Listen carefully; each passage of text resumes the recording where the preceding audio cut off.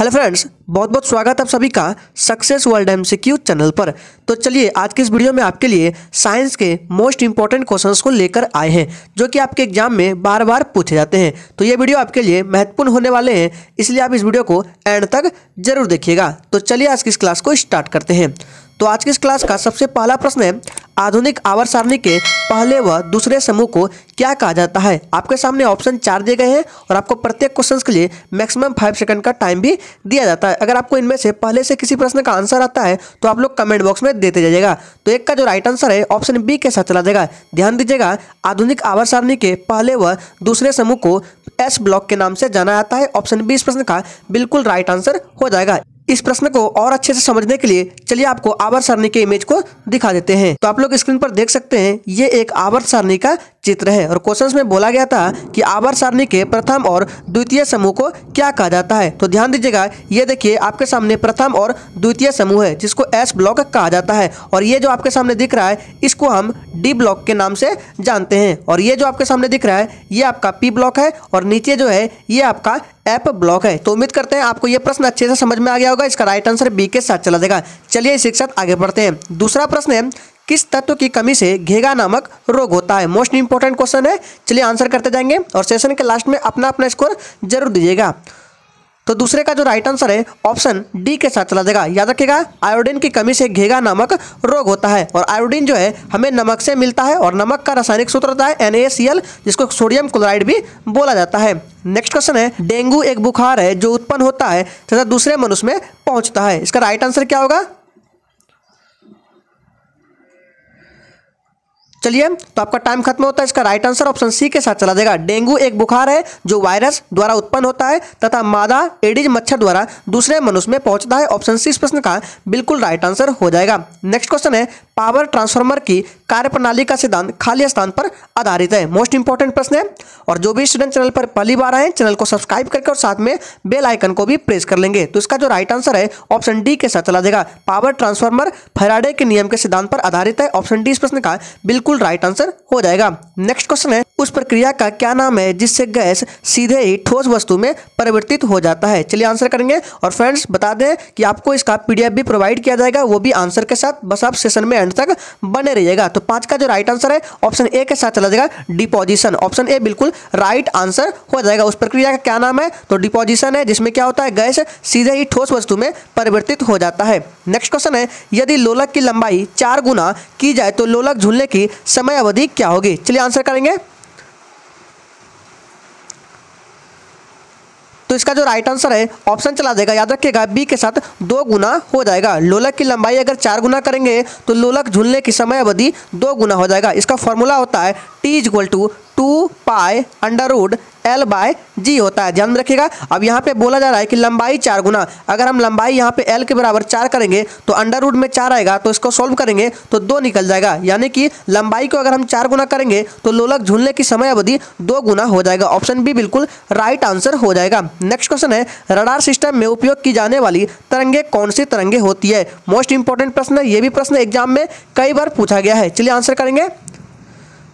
चलिए, तो इसका जो राइट आंसर है ऑप्शन ए के साथ चला जाएगा। रडार सिस्टम में उपयोग की जाने वाली तरंगे सूक्ष्म तरंगे होती है। ऑप्शन ए बिल्कुल राइट आंसर हो जाएगा। सूक्ष्म तरंग को माइक्रोवेव भी कहा जाता है। और याद रखिएगा, रडार का प्रयोग किसी भी जहाज के लोकेशन को ट्रैक करने के लिए होता है। अगर आपसे पूछे कि रडार का फुल फॉर्म क्या होता है, चलिए बता देते हैं। तो रडार का जो फुल फॉर्म होता है रेडियो डिटेक्शन एंड रेंजिंग होता है रडार का फुल फॉर्म। नेक्स्ट क्वेश्चन है, एक उड़ते हुए चक्के के प्रति सेकंड घूर्णन किस में मापी जाती है। इंपॉर्टेंट प्रश्न है, आपको क्वेश्चंस के लेवल को देखकर पता चल गया होगा कि ये सभी क्वेश्चंस अच्छे लेवल के लिए गए हैं।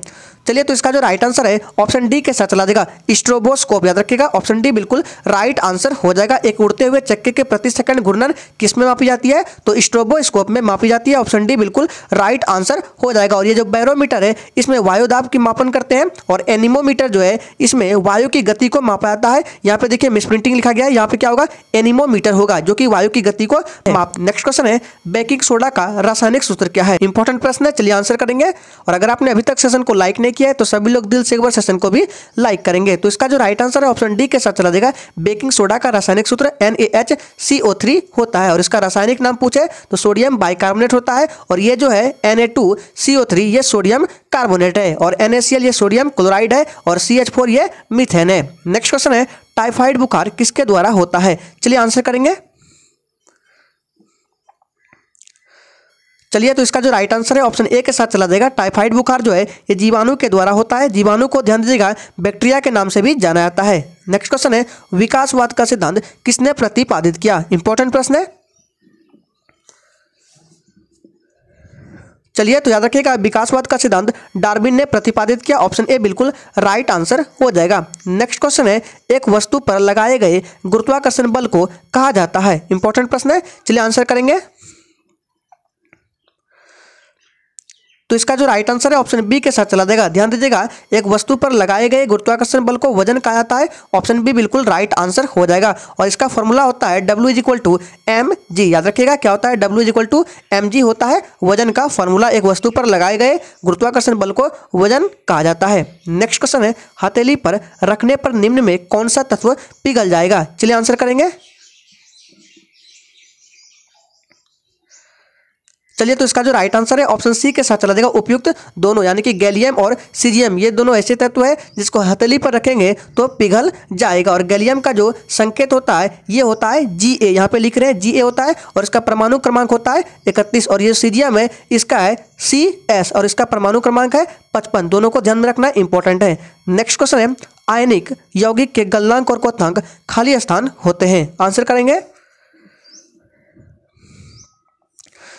तो इसका जो राइट आंसर है ऑप्शन ए के साथ चला जाएगा। आयनिक यौगिक के गलनांक और क्वथनांक उच्च होते हैं। ऑप्शन ए बिल्कुल राइट आंसर हो जाएगा। नेक्स्ट क्वेश्चन है बर्फ को पिघलने से बचाने के लिए निम्न में से किसका प्रयोग किया जाता है? आंसर करेंगे।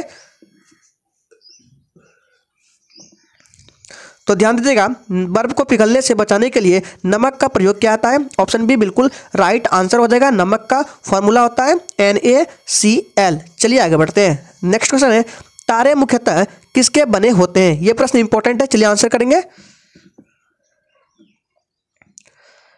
चलिए तो इसका जो राइट आंसर है ऑप्शन चला जाएगा डी के साथ। हाइड्रोजन और हीलियम के बने होते हैं तारे। हाइड्रोजन को H से लिखते हैं और हीलियम को He से। एक प्रश्न यहां से और बनता है कि पूछा जाता है कभी कभी कि तारे का रंग किस पर निर्भर करता है? तो ध्यान दीजिएगा तारे का रंग जो अलग अलग होने का कारण जो है मुख्य कारण उसका ताप होता है। उसके टेम्परेचर के कारण तारे का रंग अलग अलग होता है। नेक्स्ट क्वेश्चन है स्टेनलेस स्टील क्या है? इंपॉर्टेंट प्रश्न है। चलिए आंसर करेंगे। चलिए तो इसका जो राइट आंसर है ऑप्शन सी के साथ चला जाएगा। स्टेनलेस स्टील क्या है? तो एक प्रकार का मिश्र धातु है और ये जो स्टेनलेस स्टील है ये किसका मिश्र धातु है? तो क्रोमियम और निकेल का मिश्र धातु है ये स्टेनलेस स्टील। ध्यान में रखना है। नेक्स्ट क्वेश्चन है लोहे की जंग खाली स्थान होती है। इंपॉर्टेंट प्रश्न है। चलिए आंसर करेंगे। चलिए तो इसका जो राइट आंसर है लोहे की जंग रासायनिक प्रक्रिया होती है। ऑप्शन बी बिल्कुल राइट आंसर हो जाएगा। चलिए अब बता देते हैं कि आपको इसका PDF कहां पर मिलेगा। तो देखिए PDF के लिए डिस्क्रिप्शन बॉक्स में टेलीग्राम चैनल का लिंक दिया गया है। वहां पे जाइए टेलीग्राम चैनल को ज्वाइन कर लीजिए। जैसे ही PDF अपलोड किया जाएगा उसका नोटिफिकेशन आपके मोबाइल तक सबसे पहले चला जाएगा। नेक्स्ट क्वेश्चन है कांच का सबसे महत्वपूर्ण घटक खाली स्थान है। चलिए आंसर करेंगे 19 के लिए। तो ध्यान दीजिएगा इसका राइट आंसर सी के साथ चला जाएगा। सिलिका। कांच का जो सबसे महत्वपूर्ण घटक है सिलिका है। ऑप्शन सी बिल्कुल राइट आंसर हो जाएगा। नेक्स्ट क्वेश्चन है आवर्त सारणी का आविष्कार किसने किया? चलिए आंसर करेंगे। और अगर आपको किसी भी प्रश्न में थोड़ा भी डाउट होता है तो तुरंत आप कमेंट बॉक्स में पूछ सकते हैं। 20 का राइट आंसर ऑप्शन चला देगा ए के साथ। दमित्री मेंडलीफ ने आवर्त सारणी का आविष्कार किया। ऑप्शन ए बिल्कुल राइट आंसर है। अगला प्रश्न है पृथ्वी की घूर्णन की गति क्या है? चलिए आंसर करेंगे। और ध्यान दीजिएगा सेशन के लास्ट में अपना अपना स्कोर जरूर दीजिएगा ईमानदारी पूर्वक। तो इसका जो राइट आंसर है ऑप्शन चला जाएगा ए के साथ। 28 किलोमीटर प्रति मिनट होती है पृथ्वी की घूर्णन गति। नेक्स्ट क्वेश्चन है निर्वात में यदि लोहा कागज और पत्थर को गिराया जाता है तो पृथ्वी पर सबसे पहले कौन आएगा? इंपॉर्टेंट प्रश्न है। चलिए आंसर करेंगे। तो इसका जो राइट आंसर है ऑप्शन डी के साथ चला जाएगा। तीनों साथ आएगा। ऑप्शन डी बिल्कुल राइट आंसर हो जाएगा। नेक्स्ट क्वेश्चन है थर्मस फ्लास्क का आविष्कार किस वैज्ञानिक ने किया था? चलिए आंसर करेंगे। तो ध्यान दीजिएगा थर्मस फ्लास्क का आविष्कार जेम्स दीवर वैज्ञानिक ने किया था। ऑप्शन ए बिल्कुल राइट आंसर हो जाएगा। अगला प्रश्न है बोलोमीटर एक यंत्र है जो मापता है। चलिए आंसर करेंगे, क्या मापता है बोलोमीटर। Times up. तो इसका जो राइट आंसर है ऑप्शन बी के साथ चला जाएगा। बोलोमीटर एक यंत्र है जो ऊष्मीय विकिरण को मापता है। ऑप्शन बी इस प्रश्न का बिल्कुल राइट आंसर हो जाएगा। चलिए इसी के साथ आगे बढ़ते हैं। अगला प्रश्न है, चींटी के डंक में कौन सा अम्ल पाया जाता है। ये भी प्रश्न इंपॉर्टेंट है। चलिए आंसर करेंगे। तो याद रखिएगा, चींटी के डंक में फॉर्मिक अम्ल पाया जाता है। ऑप्शन सी बिल्कुल राइट आंसर हो जाएगा। और फॉर्मिक अम्ल का सूत्र होता है HC, यहाँ पे लिख रहे हैं HCOOH होता है फॉर्मिक अम्ल का सूत्र। नेक्स्ट क्वेश्चन है, जंग लगने पर लोहे के भार पर क्या फर्क पड़ता है। चलिए आंसर करेंगे। चलिए, तो इसका जो राइट आंसर है, लोहे के जंग लगने पर लोहे का भार बढ़ जाता है। ऑप्शन बी इस प्रश्न का बिल्कुल राइट आंसर हो जाएगा। नेक्स्ट क्वेश्चन है, मनुष्य के कानों में कितनी हड्डियां होती है। चलिए आंसर करेंगे। तो इसका जो राइट आंसर है ऑप्शन ए के साथ चला जाएगा। मनुष्य के दोनों कानों में टोटल 6 हड्डियां होती है। ऑप्शन ए बिल्कुल राइट आंसर है। नेक्स्ट क्वेश्चन है, कम तापमान को मापने वाले यंत्र को क्या कहा जाता है। इंपॉर्टेंट प्रश्न है, आंसर करेंगे। चलिए, तो इसका जो राइट आंसर है ऑप्शन ए के साथ चला जाएगा, कार्योमीटर। ध्यान दीजिएगा, कम तापमान को मापने वाले यंत्र को कार्योमीटर कहते हैं। इससे लगभग -1000, ध्यान दीजिएगा, इससे लगभग -1000 डिग्री सेल्सियस तापमान माप सकते हैं। और सबसे अधिक तापमान मापने वाले यंत्र को क्या बोलते हैं, तो पायरोमीटर बोला जाता है सबसे अधिक। ध्यान दीजिएगा। तो चलिए इसी के साथ आगे बढ़ते हैं। नेक्स्ट क्वेश्चन है, सूर्य के तापों पर ऊर्जा का स्रोत क्या है। चलिए आंसर करेंगे।